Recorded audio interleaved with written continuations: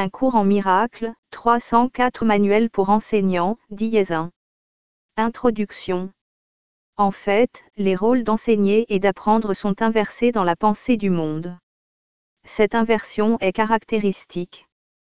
C'est comme si l'enseignant et l'apprenant étaient séparés, l'enseignant donnant quelque chose à l'apprenant plutôt qu'à lui-même. De plus, l'acte d'enseigner est considéré comme une activité particulière, à laquelle une personne ne consacre qu'une portion relativement petite de son temps.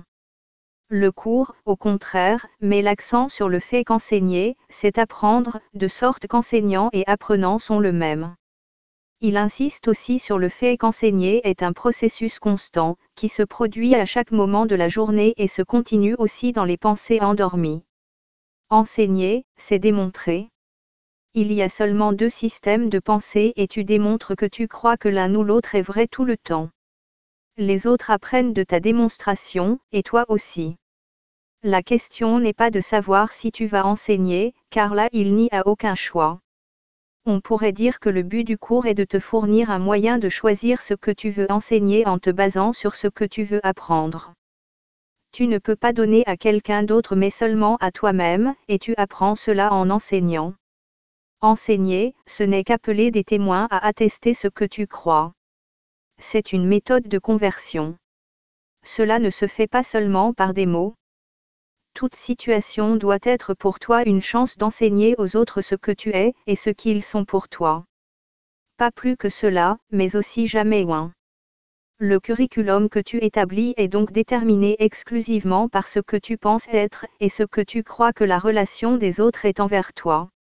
Dans une situation d'enseignement formel, il se peut que ces questions n'aient aucun rapport avec ce que tu penses enseigner. Or il est impossible de ne pas utiliser le contenu de n'importe quelle situation au profit de ce que tu enseignes réellement, et donc apprends réellement. Le contenu verbal de ton enseignement n'a rien à voir avec cela. Il se peut qu'il coïncide, ou ne coïncide pas. C'est l'enseignement qui sous-tend ce que tu dis qui t'enseigne. L'enseignement ne fait que renforcer ce que tu crois à ton sujet. Son but fondamental est de diminuer le doute de soi. Cela ne signifie pas que le soi que tu essaies de protéger est réel. Mais cela signifie que le soi que tu penses être réel est ce que tu enseignes. Cela est inévitable. On ne peut pas en échapper. Comment pourrait-il en être autrement ? Quiconque suit le curriculum du monde et chacun ici le suit jusqu'à ce qu'il change d'esprit enseigne uniquement pour se convaincre qu'il est ce qu'il n'est pas. Voilà le but du monde. Quoi d'autre pourrait donc être son curriculum ? Dans cette situation d'apprentissage désespéré et fermé, qui n'enseigne que le désespoir et la mort, Dieu envoie ses enseignants. Et comme ils enseignent ces leçons de joie et d'espoir, leur apprentissage devient enfin complet. Si ce n'étaient des enseignants de Dieu, il y aurait peu d'espoir de salut, car le monde du péché semblerait réel à jamais. Qui se trompe soi-même doit tromper, car il doit enseigner la tromperie. N'est-ce pas l'enfer ? Ceci est un manuel pour les enseignants de Dieu. Ils ne sont pas parfaits, sinon ils ne seraient pas ici. Or c'est leur mission de devenir parfaits ici, donc ils enseignent la perfection encore et encore, de maintes et maintes façons, jusqu'à ce qu'ils l'aient apprise. Et puis ils ne sont plus vus, bien que leur pensée reste une source de force et de vérité à jamais. Qui sont-ils ? Comment sont-ils choisis ? Que font-ils ? Comment peuvent-ils accomplir leur propre salut et le salut du monde ? Ce manuel tente de répondre à ces questions. Qui sont les enseignants de Dieu ? Un enseignant de Dieu est quiconque choisit d'en être un. Ces qualifications consistent uniquement en ceci, quelque part, de quelque façon que ce soit, il a fait un choix délibéré dans lequel il ne voyait pas ses intérêts comme étant à part de ceux de quelqu'un d'autre. Une fois qu'il a fait cela, sa route est établie et sa direction est sûre. Une lumière est entrée dans les ténèbres. Ce peut être une seule lumière, mais c'est assez. Il a fait un accord avec Dieu même s'il ne croit pas encore en lui. Il est devenu un porteur du salut. Il est devenu un enseignant de Dieu. Ils viennent de partout dans le monde. Ils viennent de toutes les religions et d'aucune religion. Ce sont ceux qui ont répondu. L'appel est universel. Il se produit tout le temps et partout. Il appelle les enseignants à parler pour lui et à rédimer le monde.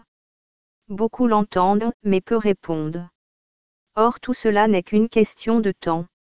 Chacun répondra à la fin, mais la fin peut être très, très loin. C'est pour cela que le plan des enseignants a été établi. Leur fonction est d'épargner du temps. Chacun commence comme une seule lumière, mais avec l'appel en son centre, c'est une lumière qui ne peut pas être limitée. Et chacun épargne 1000 ans de temps tel que le monde en juge. Pour l'appel lui-même, le temps n'a pas de signification. Il y a un cours pour chaque enseignant de Dieu. La forme du cours varie grandement, ainsi que les différentes aides à l'enseignement. Mais le contenu du cours ne change jamais. Son thème central est toujours « Le Fils de Dieu est non coupable et dans son innocence est son salut ». Il peut s'enseigner par des actions ou par des pensées, en mots ou en silence, dans n'importe quelle langue ou en aucune langue, n'importe où, quand ou comment. Peu importe qui était l'enseignant avant d'entendre l'appel. Il est devenu un sauveur en répondant. Il a vu quelqu'un d'autre comme étant lui-même. Il a donc trouvé son propre salut et le salut du monde. Dans sa renaissance, le monde est né à nouveau. Ceci est le manuel d'un curriculum particulier, destiné aux enseignants d'une forme particulière du cours universel. Il y a plusieurs milliers d'autres formes, qui ont toutes le même résultat. Elles ne font qu'épargner du temps. Or c'est seulement le temps qui s'étire péniblement, et le monde est très fatigué maintenant. Il est vieux, usé et sans espoir. Le résultat n'a jamais fait question, car qu'est-ce qui peut changer la volonté de Dieu? Mais le temps, avec ses illusions de changement et de mort, use le monde et toutes choses en lui. Or le temps a une fin, et c'est pour l'amener que les enseignants de Dieu sont désignés. Car le temps est entre leurs mains. Tel a été leur choix, et il leur est donné. Qui sont leurs élèves? Certains élèves ont été assignés à chacun des enseignants de Dieu, et ils commenceront à le chercher dès que lui-même aura répondu à l'appel.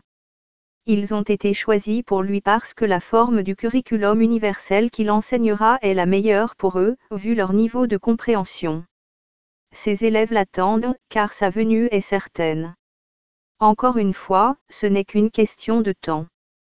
Une fois qu'il a choisi de remplir son rôle, ils sont prêts à remplir le leur. Le temps attend qu'il fasse son choix, mais il n'attend pas ce qu'il servira. Quand il est prêt à apprendre, les occasions d'enseigner lui sont fournies. Pour comprendre le plan du salut d'enseignement-apprentissage, il est nécessaire de saisir le concept de temps que présente le cours. L'expiation corrige les illusions, et non la vérité. Par conséquent, elle corrige ce qui n'a jamais été.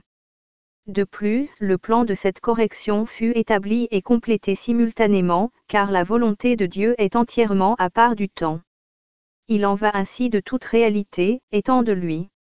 À l'instant où l'idée de séparation entra dans l'esprit du Fils de Dieu, à cet instant même la réponse de Dieu fut donnée. Dans le temps cela est arrivé il y a très longtemps. Dans la réalité, cela n'est jamais arrivé. Le monde du temps est le monde de l'illusion. Ce qui est arrivé il y a bien longtemps semble arriver maintenant. Des choix qui ont été faits depuis longtemps paraissent s'offrir, encore à faire. Ce qui a été appris et compris et depuis longtemps dépassé est considéré comme une pensée nouvelle, une idée fraîche, une approche différente. Parce que ta volonté est libre, tu peux accepter ce qui est déjà arrivé à n'importe quel moment que tu choisis, et c'est alors seulement que tu te rends compte que cela a toujours été là. Comme le cours le souligne, tu n'es pas libre de choisir le curriculum, ni même la forme sous laquelle tu l'apprends. Tu es libre, toutefois, de décider quand tu veux l'apprendre. Et quand tu l'acceptes, il est déjà appris. En réalité, donc, le temps recule jusqu'à un instant si ancien qu'il est au-delà de toute mémoire et même passé la possibilité de se souvenir. Or parce que c'est un instant que l'on revit sans cesse, encore et encore, il semble être maintenant. Et c'est ainsi qu'élèves et enseignants semblent se rejoindre dans le présent, et se trouver l'un l'autre comme s'ils ne s'étaient jamais rencontrés auparavant. L'élève vient au bon moment au bon endroit. C'est inévitable, parce qu'il a fait le juste choix en cet instant ancien qu'il revit maintenant. De même, l'enseignant aussi a fait un choix inévitable sorti d'un passé ancien. La volonté de Dieu en toute chose ne fait que sembler prendre du temps à s'accomplir. Qu'est-ce qui pourrait retarder le pouvoir de l'éternité? Quand élèves et enseignants se rejoignent, une situation d'enseignement-apprentissage commence. Car l'enseignant n'est pas réellement celui qui fait l'enseignement. L'enseignant de Dieu parle aux deux qui se joignent dans le but d'apprendre. La relation est sainte à cause de ce but, et Dieu a promis d'envoyer son pur esprit dans toute relation sainte. Dans la situation d'enseignement-apprentissage, chacun apprend que donner et recevoir sont la même chose. Les démarcations qu'ils ont tracées entre leurs rôles, leurs esprits, leur corps, leurs besoins, leurs intérêts, et toutes les différences dont ils pensaient qu'elles les séparaient l'un de l'autre, s'estompent, s'effacent et disparaissent. Ceux qui voudraient apprendre le même cours partagent un seul intérêt et un seul but. Ainsi celui qui était l'apprenant devient lui-même un enseignant de Dieu, car il a pris la seule décision qui lui a donné son enseignant. Il a vu en quelqu'un d'autre les mêmes intérêts que les siens. Quels sont les niveaux d'enseignement? Les enseignants de Dieu n'ont pas de niveau d'enseignement déterminé. Chaque situation d'enseignement-apprentissage comporte une relation différente au début, bien que le but ultime soit toujours le même, faire de la relation une relation sainte dans laquelle les deux peuvent voir le Fils de Dieu sans péché. Il n'en est pas un de qui un enseignant de Dieu ne puisse apprendre, donc il n'en est pas un à qui il ne puisse enseigner. Toutefois, d'un point de vue pratique, il ne peut pas rencontrer tout le monde, pas plus que tout le monde ne peut le trouver. Par conséquent, le plan inclut des contacts très concrets à faire pour chaque enseignant de Dieu. Il n'y a pas d'accident dans le salut. Ceux qui doivent se rencontreront, parce qu'ensemble ils ont un potentiel de relation sainte. Ils sont prêts l'un pour l'autre. Le niveau le plus simple d'enseignement paraît être bien superficiel. Il consiste en ce qui semble être des rencontres tout à fait occasionnelles, la rencontre, fortuite, dans un ascenseur de deux apparents étrangers, un enfant qui ne regarde pas où il va en courant et qui se cogne, par hasard, contre un adulte, deux étudiants qui, se trouvent, à rentrer ensemble à pied. Ce ne sont pas des rencontres fortuites. Chacune d'elles est une situation d'enseignement-apprentissage potentiel. Peut-être que les deux apparents étrangers dans l'ascenseur vont se sourire, peut-être que l'adulte ne grondera pas l'enfant qui s'est cogné contre lui, peut-être que les étudiants deviendront amis.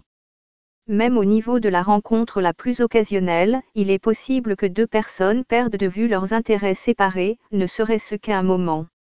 Ce moment suffit. Le salut est venu. Il est difficile de comprendre que des niveaux d'enseignement du cours universel est un concept aussi insignifiant dans la réalité que l'est le temps. L'illusion de l'un permet l'illusion de l'autre. Dans le temps, il semble que l'enseignant de Dieu commence à changer d'esprit sur le monde à partir d'une seule décision, puis qu'il en apprend toujours de plus en plus sur la nouvelle direction à mesure qu'il l'enseigne. Nous avons déjà couvert l'illusion de temps, mais l'illusion de niveau d'enseignement semble être quelque chose de différent.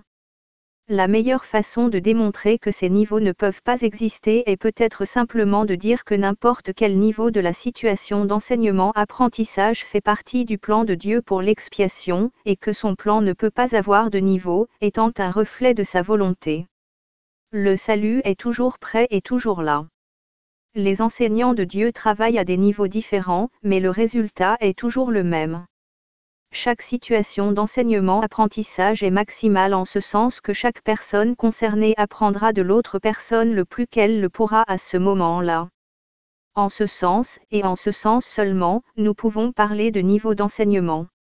Si l'on utilise le mot de cette façon, le second niveau d'enseignement est une relation plus soutenue, dans laquelle, pour un temps, deux personnes entrent dans une situation d'enseignement-apprentissage assez intense et semblent ensuite se séparer.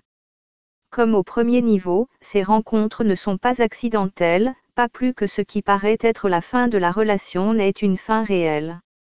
Encore une fois, chacun a appris le plus qu'il le pouvait à ce moment-là. Or tous ceux qui se rencontreront un jour à nouveau, car c'est la destinée de toutes les relations de devenir saintes. Dieu ne fait pas erreur sur son Fils. Le troisième niveau d'enseignement se produit dans des relations qui, une fois formées, durent toute la vie. Ce sont des situations d'enseignement-apprentissage dans lesquelles à chaque personne est donné un partenaire d'apprentissage choisi qui lui présentera un nombre illimité d'occasions d'apprendre. Ces relations sont en général peu nombreuses, parce que leur existence suppose que les personnes concernées ont atteint simultanément un stade d'équilibre parfait entre enseignement et apprentissage. Cela ne signifie pas qu'elles reconnaissent forcément cela, en fait, ce n'est généralement pas le cas. Elles peuvent même être tout à fait hostiles l'une envers l'autre pendant un certain temps, et peut-être pour toute la vie. Pourtant, si elles devaient décider de l'apprendre, la leçon parfaite est devant elles et peut être apprise. Et si elles décident d'apprendre cette leçon, elles deviennent les sauveurs des enseignants qui trébuchent ou semblent même échouer. Nul enseignant de Dieu ne peut manquer de trouver l'aide dont il a besoin.